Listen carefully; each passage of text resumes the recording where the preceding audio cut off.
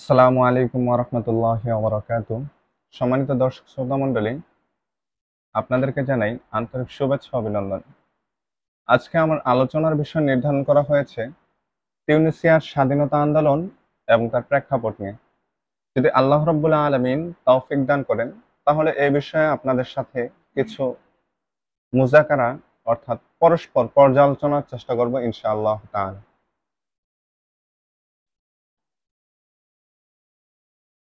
এক্ষেত্রে আমি কিছু প্রশ্ন আপনাদের সামনে উত্থাপন করছি। কখন, কোন প্রেক্ষাপটে, কাদের মাধ্যমে তিউনিসিয়ার ভূমিতে স্বাধীনতার আন্দোলন মাথাচাড়া দিয়ে উঠেছিল এবং কেনই বা এই আন্দোলন ওই সময় এত গতিশীল হয়ে গিয়েছিল যে যার ফলে তৎকালীন পরাশক্তি ফ্রান্স তিউনিসিয়ার মাটি থেকে বিতাড়িত হয়েছিল। তো আমরা যদি এই প্রশ্নগুলোর উত্তর খুঁজতে চাই, তাহলে আমাদেরকে ইতিহাসের পাতায় নজর বুলাতে হবে। তো আমরা যদি ইতিহাসের দিকে লক্ষ্য করি, তাহলে আমরা দেখি খ্রিস্টীয় সপ্তদশ এবং অষ্টাদশ শতাব্দীতে, অর্থাৎ সপ্তদশ শতাব্দীর শেষ দিকে এবং অষ্টাদশ শতাব্দীর শুরুর ভাগে, যখন ইউরোপের মাঝে একটি রেনেসা অর্থাৎ বিপ্লব সংগঠিত হলো, এর পাশাপাশি আমরা ফরাসি বিপ্লব বলতে যে বিপ্লবকে বোঝানো হয়ে থাকে, যখন ফ্রান্সে সেই ফরাসি বিপ্লব সংগঠিত হয়, তখন তাদের জন্য অন্য অন্য অঞ্চলে যাওয়া, সেটা উপনিবেশবাদের জন্য হোক কিংবা ব্যবসায়ের জন্য হোক, অর্থাৎ নিজ মাতৃভূমি ত্যাগ করে অন্যান্য অঞ্চল থেকে সেখানে গিয়ে আবাস গড়া এবং সে অঞ্চল থেকে ফায়দা লাভ করা, এর জন্য ইউরোপের জনগণ তখন তাদের মন মগজকে এমনভাবে তৈরি করে নিয়েছিল যে তারা অন্যান্য দেশগুলোর মাঝে গিয়ে সাম্রাজ্যবাদ বিস্তার করবে। এর পাশাপাশি ওই অঞ্চল সমূহের মাঝে যে সমস্ত খনিজ পদার্থ এবং যে সমস্ত কাঁচামাল রয়েছে, সেগুলোর দ্বারা তারা নিজেরা লাভবান হবে। যখন তাদের মন মস্তিষ্ক এই ধরনের চিন্তা লালন করছিল, তখন তারা সারা বিশ্বের মাঝে ছড়িয়ে পড়ে। যেমন আমরা ইতিহাসে দেখতে পাই, কলম্বাস তিনি আমেরিকা মহাদেশকে আবিষ্কার করেছেন। ঠিক তেমনি ভাবে ভাস্কো দা গামা, যিনি বাণিজ্যের নতুন পথ আবিষ্কারের ক্ষেত্রে তিনি দীর্ঘ প্রায় কয়েক বছর যাবৎ সফর করে ভারতের নৌপথ আবিষ্কার করেন। এর দ্বারা ইউরোপের যে সাম্রাজ্যবাদী মন মানসিকতা, এটা আরো এক ধাপ উন্নীত হয়। এর ফলে দেখা যায় ইউরোপের বিভিন্ন অঞ্চল, বিভিন্ন পরাশক্তি সমূহ তারা অঞ্চলকে ভাগ করে নেয় নিজেদের মাঝে, কারা কোন স্থানে গিয়ে নিজেদের উপনিবেশবাদ স্থাপন করবে।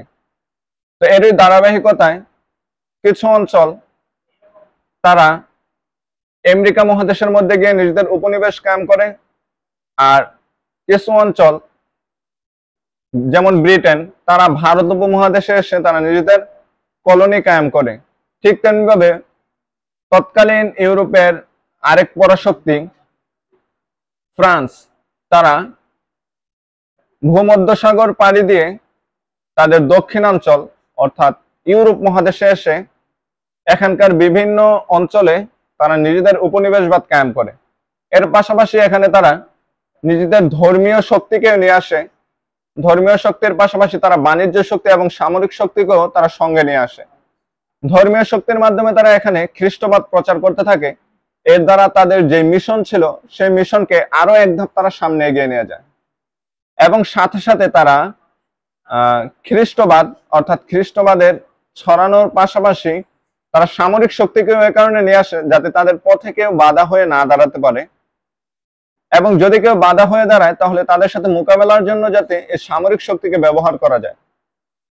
ঠিক তেমনি ভাবে এই সামরিক শক্তি নিয়ে আসার কারণে তাদের যে একটা সাম্রাজ্যবাদী মন মানসিকতা ছিল, এটাও তাদের আরো কয়েক গুণ বেড়ে যায়। তৎকালীন আফ্রিকা মহাদেশের মানুষ, তাদের সভ্যতা এবং সমাজ সংস্কৃতি বলতে তেমন কিছু ছিল না। প্রত্যেকে গোত্রভেদে যাযাবর শ্রেণীর নিয়ে তারা বসবাস করত, যার ফলে তাদের একত্রিত মুষ্টিবদ্ধ সামষ্টিক কোনো শক্তি ছিল না, যার দ্বারা তারা ইউরোপের যে শক্তি, যে সামরিক শক্তি নিয়ে আসছিল, সেগুলোর বিরুদ্ধে তারা নিজেদেরকে দাঁড় করাতে পারে। ফলে অল্প সময়ের মধ্যেই ফ্রান্স তাদের সামরিক শক্তির মাধ্যমে পুরো আলজেরিয়া, তিউনিসিয়া সহ চাদ, নাইজার, মালি ইত্যাদি অঞ্চলে, বুর্কিনা ফাসো ইত্যাদি অঞ্চলের মধ্যে তারা এই বিস্তৃত অঞ্চলে নিজেদের সাম্রাজ্যবাদ কায়েম করে এবং সেখানে উপনিবেশবাদ কায়েম করে। এবং তারপরে তাদের যে দ্বিতীয় উদ্দেশ্য, তারা ধর্ম প্রচার করে। সেই ধর্ম প্রচারের মাধ্যমে তারা একটা দলকে নিজেদের সঙ্গে, নিজেদের দলে ভিড় করায়। ফলে সেখানে তাদের বাধা দেওয়ার জন্য যে একটা সামষ্টিক শক্তি হবে, সেই পথটাও তারা বন্ধ করে দেয়।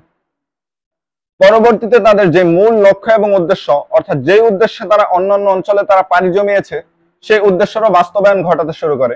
অর্থাৎ এই অঞ্চলগুলোর মাঝে যে সমস্ত দামি এবং মূল্যবান খনিজ পদার্থগুলো ছিল, সেই খনিজ পদার্থগুলোকে তারা উত্তোলন করে সেগুলোকে নিজেদের দেশে নিয়ে যেতে শুরু করে। এবং এর দ্বারা সেখানে তাদের যে শিল্প বিপ্লব সংগঠিত হয়েছিল, সেই শিল্প বিপ্লবকে আরো কয়েক ধাপ তারা সামনে এগিয়ে নিয়ে যায় এবং সেখান থেকে তারা বিভিন্ন পণ্য উৎপাদন করে।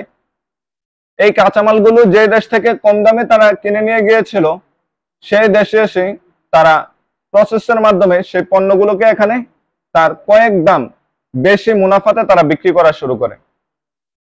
ঠিক একই অবস্থা ঘটেছিল তৎকালীন আলজেরিয়া এবং তিউনিসিয়ার মধ্যে। ফলে সেখানকার জনমনে ফ্রান্সের বিরুদ্ধে ক্ষোভ তৈরি হয় এবং তারা চিন্তা করে দেখে যে তাদের মাধ্যমে কষ্ট করিয়ে তাদের দেশের খনিজ সম্পদ উঠিয়ে নিয়ে যায়, অথচ ওইগুলো তারা একটু প্রসেসের মাধ্যমে এসে আবার এই দেশের মানুষের কাছে তারা চড়া মূল্যে বিক্রি করছে। এটা তো কোনোভাবেই মেনে নেওয়া যায় না। আমার দেশের সম্পদ আমি উঠিয়ে দিচ্ছি, কিন্তু আমাকে আবার চড়া দামে কিনতে হবে, এটা তো কোনো যুক্তিতে ধরে না। অতএব যখন ধীরে ধীরে মানুষের মাঝে এই চিন্তা এবং এই বিষয়টি তারা উপলব্ধি করতে থাকলো, তখন থেকেই তাদের মনে এই উপনিবেশবাদ অর্থাৎ বিদেশি শক্তির বলয় থেকে বের হয়ে আসার একটি চিন্তা উদয় হলো এবং তারা এর থেকে বেরিয়ে আসার জন্য সচেষ্ট এবং তারা ইত্তেহাদ অর্থাৎ ঐক্য গড়ে তোলার চেষ্টা করলো। পাশাপাশি তাদের মধ্যে কিছু লোক এমন দাঁড়িয়ে গেল যারা ওই অঞ্চলের মানুষদেরকে তাদের জাতীয়তাবোধ তাদের মাঝে জাগ্রত করে দিল। ফলে ওই অঞ্চলের মানুষরা তাদের নিজস্ব সভ্যতা, সংস্কৃতি এবং ধর্ম এবং বর্ণের কে একসাথে একত্রিত করে একটি জাতীয়তাবাদ তারা গড়ে তুলল। ফলে প্রত্যেকটা অঞ্চলের মধ্যে জাতীয়তাবাদী আন্দোলন সক্রিয় হয়ে ওঠে, যার ফলে ফ্রান্সের বিরুদ্ধে তারা রুখে দাঁড়ায়। ফ্রান্স সহ যেই উপনিবেশবাদ অর্থাৎ বিদেশি শক্তিগুলো ওই দেশের মধ্যে অবস্থান করত, তাদের বিরুদ্ধে তারা রুখে দাঁড়ায় এবং তাদেরকে বিভিন্নভাবে আক্রমণ করতে শুরু করে এবং তাদেরকে দুর্বল থেকে দুর্বলতর করতে শুরু করে। সেই একই উদ্দেশ্য নিয়ে তিউনিসিয়ার জমিতে 1907 খ্রিস্টাব্দের দিকে ইয়ং তিউনিসিয়ান নামে একটি সংগঠন তারা আত্মপ্রকাশ করে, যারা তিউনিসিয়ার ভূমি থেকে বিদেশি শক্তিকে উৎখাত করে নিজেদের স্বাধীনতা ও সার্বভৌমত্বের সাথে স্বাধীন রাষ্ট্র হিসাবে নিজেদেরকে ঘোষণা করার জন্য তারা উঠে পড়ে লেগে যায় এবং সেখানে তারা এর জন্য জোর তৎপরতা চালায়। পরবর্তীতে এই আন্দোলনের পাশাপাশি সেখানে অন্য আরেকটি সংগঠন মোহাম্মদ বের নেতৃত্বে গড়ে ওঠে, যার নাম দেওয়া হয় ডেস্টুর পার্টি। সেই ডেস্টুর পার্টি তারাও একই উদ্দেশ্যে কাজ করতে থাকে। এভাবে 1907 থেকে নিয়ে 1934 সন পর্যন্ত তাদের এই কার্যক্রম অব্যাহত চলমান থাকে। পরবর্তীতে 1934 সনে নিউ ডস্টুর পার্টি নামে আরেকটি সংগঠন তিউনিসিয়ার বুকে মাথা উঁচিয়ে ওঠে এবং তারা একটি নতুন ইয়ং তিউনিসিয়ান প্রজন্ম তৈরি করে, যারা তিউনিসিয়ার ভূমিকে বিদেশি পরাশক্তি সমূহ থেকে স্বাধীন করে সেখানে নিজেদের সার্বভৌমত্ব প্রতিষ্ঠা করবে এবং নিজেরা স্বাধীনভাবে সেখানে বসবাস করবে। এই উদ্দেশ্যে এই প্রজন্মকে তৈরি করা হয় এবং এই প্রজন্মের নেতৃত্বে আসে হাবিব বুর্গিবা এবং তিনি সেখানে নেতার মঞ্চে নিজেকে অধিষ্ঠিত করতে সক্ষম হন। যখন তারা তাদের কার্যক্রম পরিচালনা করে তখন ফ্রান্সের যে সামরিক এবং প্রশাসনিক শক্তি ছিল তখন তারা নিজেদের জন্য এটাকে হুমকি স্বরূপ মনে করে। যখন তারা এই সংগঠনগুলোকে নিজেদের জন্য হুমকি স্বরূপ মনে করলো তখন তারা এই নিউ দস্তুর পার্টিকে তারা নিষিদ্ধ ঘোষণা করে এবং এর নেতৃত্বে যে হাবিব বুর্গিবা ছিলেন তাকে জেলে আবদ্ধ করা হয় এবং প্রায় 20 বছর যাবৎ তিনি কারাজীবন ভোগ করেন। পরবর্তীতে যখন দ্বিতীয় বিশ্বযুদ্ধ সংগঠিত হয়, দ্বিতীয় বিশ্বযুদ্ধে যখন হিটলার বাহিনী এল আলামিনে মিশরের একটি অঞ্চলে তারা আক্রমণ করে এবং সেখানে তারা পরাস্ত হয়, কিন্তু এর মধ্যে দিয়ে আরেকটি ঘটনা ঘটে। সেটা হলো এমন যে যখন হাবিব বুর্গিবা তিনি বন্দী ছিলেন তখন হিটলার বাহিনী তাকে সাহায্যের জন্য আবেদন জানায়, কিন্তু তিনি বুঝতে পেরেছিলেন যে হিটলার বাহিনী তারা প্রথম বিশ্বযুদ্ধের ন্যায় দ্বিতীয় যুদ্ধে হয়তো পরাজয় বরণ করবে, এই জন্য তিনি তাদেরকে সাহায্য করতে অস্বীকার করেন। কিন্তু যখন মিশরের ভূমিতে আক্রমণ করার পরে এবং রাশিয়ার মধ্যে আক্রমণ করার পরে বিভিন্ন অঞ্চল থেকে যখন হিটলার বাহিনী অর্থাৎ নাৎসি বাহিনী তারা পরাজয় বরণ করে এবং দ্বিতীয় বিশ্বযুদ্ধে তাদের একেবারেই মূল শক্তি, তাদের যে শক্তি ছিল সেই শক্তি ক্ষয় হতে থাকে, শেষ পর্যন্ত যখন তারা পরাজয় বরণ করে তখন হাবিব বুর্গিবা তিনি জেল থেকে মুক্তি পান। মুক্তি পাওয়ার পরপরই তিনি পুনরায় স্বাধীনতা আন্দোলনে ঝাঁপিয়ে পড়েন এবং সেই স্বাধীনতা আন্দোলনকে আরো এগিয়ে নেওয়ার জন্য তিনি কর্মী সংগ্রহ করতে থাকেন এবং তাদের মাঝে যে স্বাধীনতা আন্দোলনের চেতনা, সেই চেতনাকে ছড়িয়ে দেওয়ার জন্য তিনি দিনরাত মেহনত করে যান। তার এই মেহনতের ফলে অল্প সময়ের মাঝেই তার এই আন্দোলন তিউনিসিয়ার জমিতে ব্যাপক সাড়া ফেলে, ফলে বিভিন্ন শ্রেণীর এবং বিভিন্ন পেশার মানুষ এই আন্দোলনে যোগদান করতে থাকে এবং নিজের দেশকে বিদেশি শক্তির বলয় থেকে মুক্ত করার জন্য তারা জোর তৎপরতা চালায়। এমনকি হাবিব বুর্গিবা যখন তিনি জেল থেকে মুক্ত হয়ে ফিরে আসেন তখন তিনি চ্যাডলি কাল্লালের মতো একটি সামরিক অর্থাৎ সশস্ত্র বাহিনীর সাথে তিনি মিলে বিদেশি অপশক্তির বিরুদ্ধে তিনি আক্রমণ করতে থাকেন এবং বিভিন্ন গেরিলা আক্রমণ পরিচালনার মাধ্যমে তিনি তাদেরকে পর্যদস্ত করে দেন। চ্যাডলি কাল্লালের সাথে হাবিব বুর্গিবার সেই 1952 থেকে 1954 সাল পর্যন্ত যে গেরিলা আক্রমণগুলো পরিচালনা করা হয়েছিল সে আক্রমণের জন্য তাকে দায়ী করা হয় এবং পুনরায় হাবিব বুর্গিবাকে জেলে আবদ্ধ করা হয়।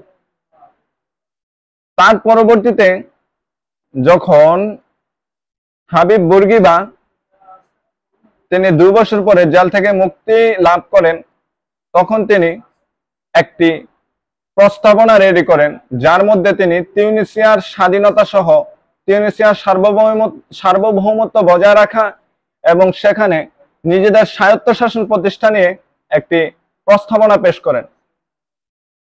পরবর্তীতে 1954 সনে যখন ফ্রান্সের নতুন সরকার সিংহাসনে আরোহণ করেন যার নাম ছিল পিয়েরে মেন্ডেস, যখন তিনি ক্ষমতায় আরোহণ করেন তখন তিনি তিউনিসিয়ার মাঝে যে সমস্ত অরাজকতা চলছিল এবং তাদের বাহিনীর উপর, সরকার বাহিনীর উপর অর্থাৎ ফ্রান্সের যে সামরিক এবং প্রশাসনিক বাহিনী তিউনিসিয়ার মাঝে কাজ করত তাদের মাঝে যে গেরিলা আক্রমণ চলছিল তিনি এগুলোকে নিয়ন্ত্রণে নিয়ে আসা এবং এর জন্য একটি সুষ্ঠু সমাধানের চেষ্টা করার জন্য তিনি দৌড়ঝাঁপ শুরু করেন। ফলে তিনি তাদের উপর, তিউনিসিয়ানদের উপর যে বিভিন্ন সিদ্ধান্ত এবং যেই বিষয়গুলো তাদের উপর আরোপ করেছিলেন সে থেকে তিনি প্রত্যাহারের দিকে ছুটতে থাকেন এবং তাদের উপর যে সমস্ত বাধা নিষেধ ফ্রান্স সরকার আরোপ করেছিল সেই বাধা নিষেধগুলো তিনি উঠিয়ে নিয়ে যেতে থাকেন। এর দ্বারা ফ্রান্সের যে স্বাধীনতা আন্দোলন তারা আরো বেশি বেগবান হয়ে ওঠে এবং তারা চেষ্টা করে অচিরেই যেন তাদের যে স্বাধীন ভূমি তারা লাভ করতে পারে এবং সেখানে স্বায়ত্তশাসন প্রতিষ্ঠা করতে পারে। যদিও নতুন ফ্রান্স সরকার তিনি তিউনিসিয়ার উপরে প্রত্যাহার নিতে চালু করেছিলেন, কিন্তু তাদের যে বৈদেশিক বিষয়াবলী রয়েছে সেগুলোর উপর তাদের দীর্ঘ সময় পর্যন্ত তাদের প্রভাব বিরাজমান ছিল। পরবর্তীতে 1955 সালের নভেম্বর মাসে যখন ফ্রান্স তাদের আরেক উপনিবেশ কলোনি রাষ্ট্র মরক্কোকে স্বাধীন হিসাবে ঘোষণা দেয় এবং মরক্কো স্বাধীন হিসাবে নিজেদের স্বায়ত্তশাসন প্রতিষ্ঠা করে, এই বিষয়টি তিউনিসিয়ার স্বাধীনতা লাভের ক্ষেত্রে আরো এক ধাপ তাদেরকে এগিয়ে দেয়।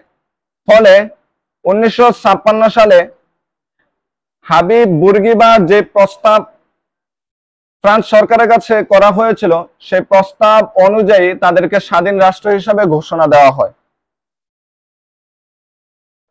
তারপরে তিউনিসিয়া তারা একটি স্বাধীন রাষ্ট্র হিসাবে বিশ্ব মানচিত্রে তাদের জায়গা করে নিয়েছে এবং ফ্রান্সের যে অরাজকতা ছিল এবং যে শোষণ এবং অত্যাচার তাদের উপর দীর্ঘদিন যাবৎ চলে আসছিল, সেই থেকে তারা মুক্তি লাভ করে এবং তারপর থেকে তাদের যে খনিজ পদার্থগুলো রয়েছিল, সেই খনিজ পদার্থের মাধ্যমে তারা অর্থনৈতিক, রাজনৈতিক এবং সামরিকভাবে মুসলিম বিশ্বে একটি উন্নত সমৃদ্ধশীল রাষ্ট্রে পরিণত হয়। এ বলে আমি আমার আজকের বক্তব্য শেষ করছি। সবাই ভালো থাকবেন। আসসালামু আলাইকুম ওয়া রাহমাতুল্লাহি ওয়া বারাকাতুহু।